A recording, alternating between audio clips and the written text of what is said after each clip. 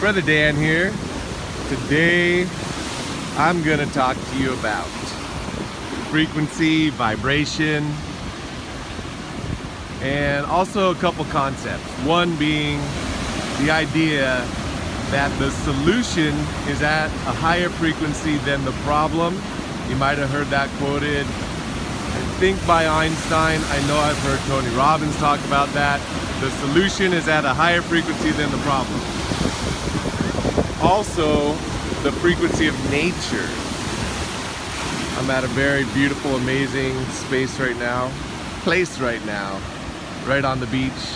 I'm just going to show you the beach and the ocean and the waves while I talk to you about these things.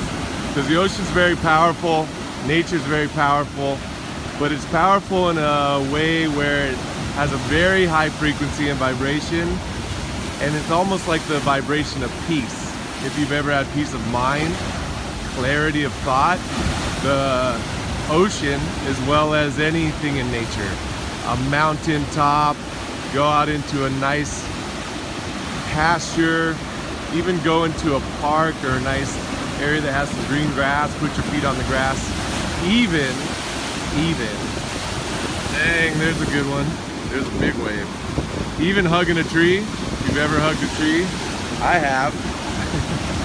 I used to think it was kind of hippie-ish, and it probably was, but I hugged a tree in the last couple years. I could feel the tree's energy because the frequency of nature is a very high vibration. You can actually look up, I think it's 528 hertz, the frequency of nature. So connecting that high frequency of nature, which is peaceful, right? Peaceful, beautiful, God's peace, God's love. I mean, you can really feel it in nature. So connecting that with the idea that the solution is always at a higher frequency than the problem. So what happens in life is we experience, whoa, there's a big wave right on me. So when we experience things in humanity, humanity has some energy of stress, anxiety, worry, doubt, fear, all these things. And it's almost like we have to strive for peace. We have to practice peace, which is really our natural state of being, is a peaceful, loving, natural state. But we got to use some tools in life in order to get to that solution-oriented place, a place that's consistently filled with prosperity and love and joy and peace. So if you're going through anything in life and you're looking for a solution, looking for a way to clear your head, looking for some good ideas, those ideas are at a higher frequency than the problem. Meaning, if you ever step into nature, you can use it as a tool.